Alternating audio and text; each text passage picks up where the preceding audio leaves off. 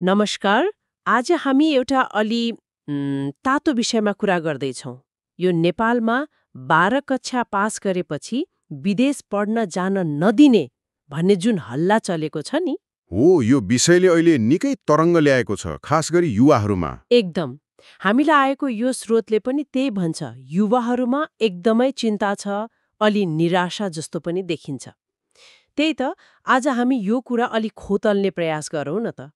मतलब यो विचारले किन यति धेरै चिन्ता ल्यायो, युवाहरू किन विदेश जान चाहन्छन्, अनि यस्तो नीतिको आलोचना नै किन भइरहेको छ, स्रोतले के भन्छ, त्यसमा केन्द्रित हौँ। सुरु गरौँ है त यो डरबाटै।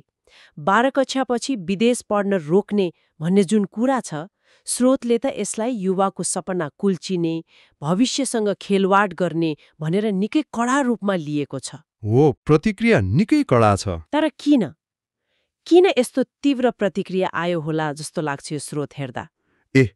यो प्रतिक्रिया त्यत्तिकै आएको होइन। स्रोतले के भन्छ भने नि, यसको पछाडि देशभित्रकै समस्याहरू छन्।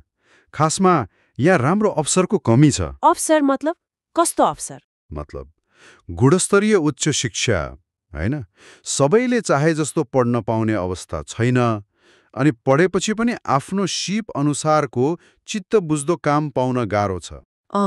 रोजगारीको समस्या हो, अनि समग्रमा आफ्नो भविष्य यतै सुरक्षित छ भन्ने त्यो ढुक्क हुने आधार पनि अलिक कमजोर देखिन्छ। स्रोतको विश्लेषण के छ भने, यिनै कारणले गर्दा युवाहरू बाध्य भएर बाहिर जान खोज्छन्। भनेपछि रहर भन्दा पनि बाध्यता। धेरै हदसम्म बाध्यता नै देखिन्छ भन्ने स्रोतको तर्क छ। अनि यहाँनिर चाखलाग्दो कुरा के छ भने, स्रोतले यो सम्भावित नीतिलाई देशभित्रका यी समस्या समाधान गर्न नसकेको परिणाम जस्तो देखाएको छ।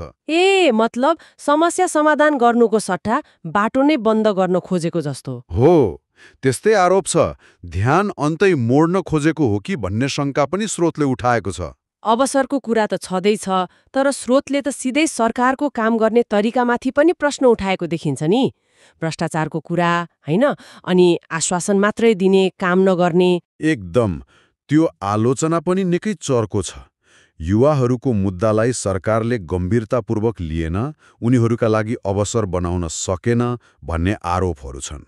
यसले गर्दा सरकारप्रतिको विश्वास पनि अलिक घटेको देखिन्छ। अनि अझ गम्भीर कुरा, स्रोतले त यो कदम पछाडि अलि राजनीतिक स्वार्थ पो छ कि भन्ने शङ्का पनि गरेको छ नि। त्यो मिशन 48 को कुरा के हो? त्यो कोण पनि स्रोतमा प्रष्ट रूपमा आएको छ। खास गरी अब आउने 2084 सालको चुनावलाई लक्षित गरेर, जसलाई मिशन 84 भनिएको छ, त्यसैसँग जोडेर हेरिएको छ कि यो कुरालाई। कसरी जोडिन्छ त्यो? स्रोतको अनुमान के छ भने, यो विदेश जाने युवालाई रोकेर देशभित्रै राख्ने रणनीति हुन सक्छ, ताकि उनीहरू चुनावमा भोट हाल्न पाउन्, अथवा भनौँ सरकारले आफ्नो मतदाता आधार बलियो बनाउन खोजेको पो हो कि? तर यसरी रोकेर? हो, त्यहीँनिर नैतिक प्रश्न उठ्छ जुन स्रोतले उठाएको छ। के राजनीतिक फाइदाको लागि युवाहरूको भविष्य बनाउने, आफ्नो इच्छा अनुसार पढ्ने, काम गर्ने अधिकारलाई यसरी रोक्न मिल्छ त? यो त नीति र व्यक्तिगत स्वतन्त्रता बीचको ठूलो टक्कर भयो नि, होइन त? त्यही भएर होला स्रोतले यो प्रस्तावित नीतिलाई अन्यायपूर्ण मात्रै भनेको छैन, देशकै लागि हानिकारक कदम हो भनेको छ। एकदम। तर्क के छ भने, यसले युवाहरूलाई राम्रो भविष्य खोज्नबाट रोक्छ। उनीहरूको जोस, जागर, त्यो सम्भावनालाई मार्छ। अनि अन्ततः यसले देशलाई नै अँध्यारोतिर धकेल्छ। आफ्नै खुट्टामा बन्चोरो हान्ने जस्तो कुरा भयो। त्यसो भए स्रोतले के भन्न खोजेको त? समाधान के हो त? स्रोतको निचोड एकदमै स्पष्ट छ। समस्याको जडमा जानु पर्यो। मतलब नेपालमै राम्रो शिक्षा दिनु पर्यो, सबैको पहुँचमा हुने गरी। पढाइ सकेपछि काम पाउने अवसर सृजना गर्नु पर्यो, सिप विकासमा जोड दिनु पर्यो। भनेपछि पहिला घर बलियो बनाऊ। हो, जबसम्म युवाहरूले देशभित्रै आफ्नो भविष्य सुरक्षित देख्दैनन्, उनीहरूलाई बाहिर अवसर खोज्नबाट रोक्नु हुँदैन भन्ने स्रोतको भनाइ छ। अनि त्यो पुरानो भनाइ छ नि, आजका युवा भोलिका देशका कर्णधार। कर्णधार। यदि उनीहरू नै कर्णधार हुन् भने उनीहरूको बाटो छेकेर देशको भविष्य कसरी बन्छ त भन्ने प्रश्न स्रोतले सोधेको छ। त्यसैले यो विदेश जाने वा नजाने भन्ने मात्रै कुरा होइन, यो त युवाको आफ्नो भविष्य रोज्ने अधिकार र देशको हितसँग जोडिएको गहिरो विषय हो भन्ने स्रोतको जिकिर छ। ल, आज हामीले यो स्रोतलाई केलाउँदा केही मुख्य कुराहरू देख्यौं। पहिलो त 12 कक्षापछि विदेश जान रोक्ने हल्लाले युवामा ठूलो डर र चिन्ता ल्याएको रहेछ। हो, दोस्रो, यसको कारण चाहिँ देशभित्रै अवसरको कमी, राम्रो शिक्षा र रोजगारी नहुनु, भविष्य अनिश्चित देखिनु रहेछ। मूल कारण त्यही देखिन्छ। तेस्रो, स्रोतले यसमा राजनीतिक स्वार्थ, खास गरी त्यो मिशन 84सँग सम्बन्धित हुन सक्ने आशंका गरेको छ र यसलाई युवाको सपना र अधिकार खोज्ने प्रयासको रूपमा हेरेको छ। राजनीतिक कोण पनि बलियो छ। अनि अन्त्यमा समाधान चाहिँ रोक्ने होइन कि देशभित्रै राम्रो वातावरण बनाउने हो भन्ने जोरदार माग स्रोतले गरेको पाइयो। बिल्कुल, निचोड त्यही हो।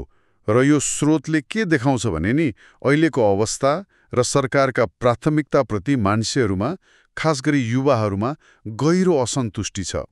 यसले एउटा महत्त्वपूर्ण प्रश्न पनि खडा गर्छ, जुन स्रोतमा सिधै नभनिए पनि त्यसको भाव त्यही हो। के प्रश्न होला त्यो? प्रश्न यो हो कि एकातिर देश विकास गर्ने ठूला ठूला कुरा छन्, होइन, अर्कोतिर चाहिँ देशभित्र राम्रो अवसर नदेखेर बाहिर आफ्नो भविष्य खोजिरहेका युवाहरू छन्।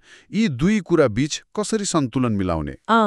निकै गाह्रो प्रश्न। जब देशभित्रका विकल्पहरू साँच्चै राम्रा र पर्याप्त हुँदैनन्, तब युवाहरूलाई बाहिर जानबाट रोक्नु नै देशको हितमा हुन्छ कि उनीहरूलाई अवसर खोज्न दिएर उनीहरूले सिकेको ज्ञान सिपपछि देशमा फर्काउने वातावरण बनाउनु बढी बुद्धिमानी हुन्छ। खै, यो विषयमा अझै धेरै सोच्नुपर्ने देखिन्छ। हो, यो निकै गम्भीर र विचारणीय प्रश्न हो। यहाँहरूलाई आजको श्रृङ्खला कस्तो लाग्यो? राम्रो लागे लाइक, शेयर अनि हाम्रो च्यानललाई पनि सब्स्क्राइब गरिदिनु होला, ताकि आगामी दिनहरूमा तपाईहरू सामु यस्तै अवेरनेसमूलक भिडियोहरू लिएर आउनेछौँ। र आजको कार्यक्रम कस्तो लाग्यो? यहाँहरूको सल्लाह सुझाव पनि दिनुहोला। यति बेर हामीलाई सुनेर साथ दिनुभएकोमा धेरै धेरै धन्यवाद। हस्त नमस्ते।